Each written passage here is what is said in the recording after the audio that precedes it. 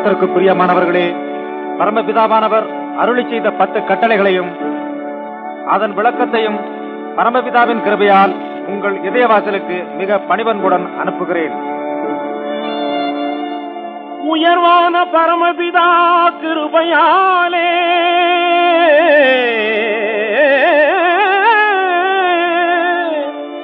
உருவான கற்பனையின் மகிமையாலே அறிவுடைய மனிதகுலம் இனிது வாழ அளந்து சொன்ன பொன்மொழிகள் கேட்கவாரி.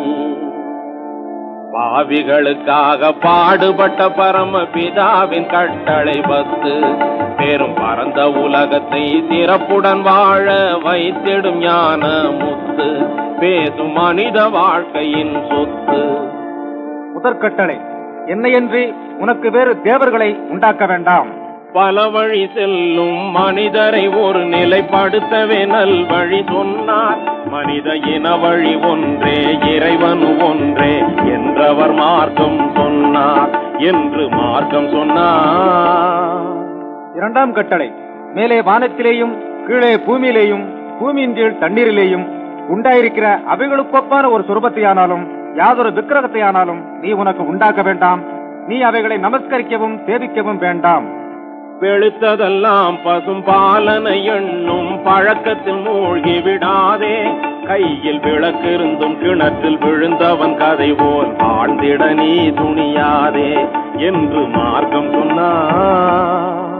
மூன்றாம் கட்டளை, உன் தேவனாகிய கர்த்தருடைய நாமத்தை வீணிலே வழங்காதிருப்பாயாக. தேவனை வழிபடும் முறைகளை மறந்து அலைந்தவர் உலகத்தில் பலர் உண்டு. இது தெரிந்து நடக்காமல் தேவன் நாமத்தை ஜெபிப்பதினால் என்ன பலன் உண்டு?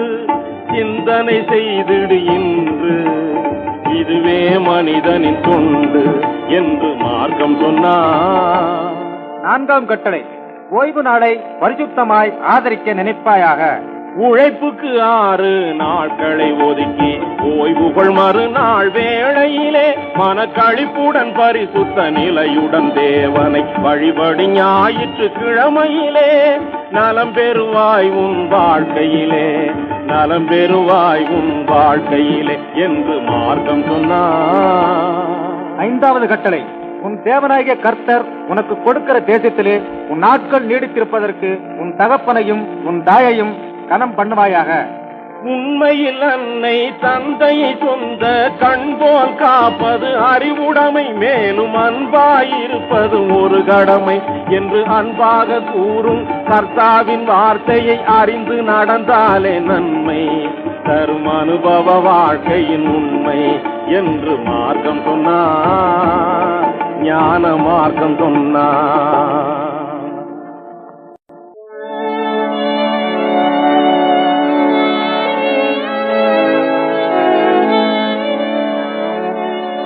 ஆறாவது கட்டளை, கொலை செய்யாதிருப்பாயாக.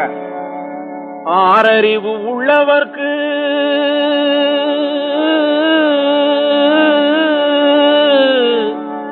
மன ஆத்திரமே பொல்லாது.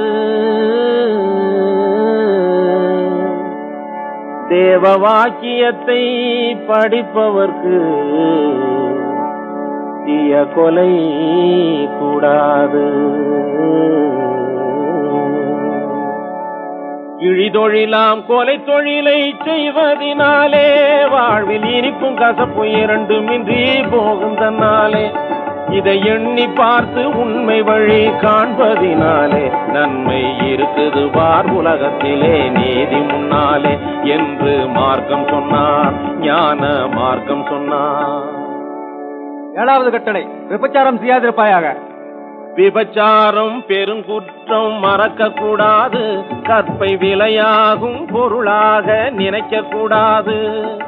தவறான வழியில் ஆண் பெண் நடக்க கூடாது. கால சந்த கடை பொம்மை போல வாழக்கூடாது என்று மார்க்கம் சொன்னார். ஞான மார்க்கம் சொன்னார். எட்டாவது கட்டளை, களவு செய்யாதிருப்பாயாக.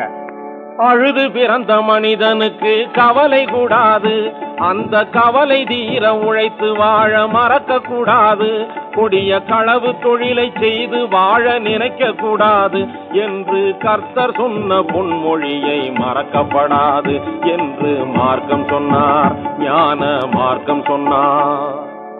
9ஆம் கட்டளை, பிறர்க்கு விரோதமாய் பொய்ச்சாட்சி சொல்லாதிருப்பாயாக.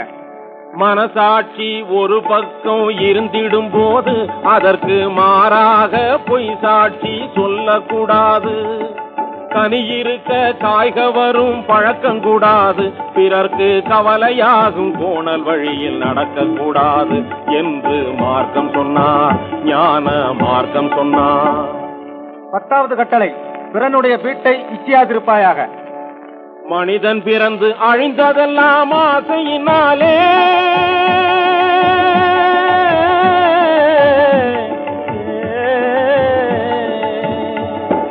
மனிதன் பிறந்து அழிந்ததெல்லாம் ஆசையினாலே, மண்ணாசையினாலே, பெண்ணாசையினாலே, பொன்னாசையினாலே. பேசும் மனிதன் வாழ நீதி கூறும் 10 கட்டளை, இது மாசிலாத பரமபிதா கூறும் கட்டளை. இதுவே 10 கட்டளை, இதுவே 10 கட்டளை.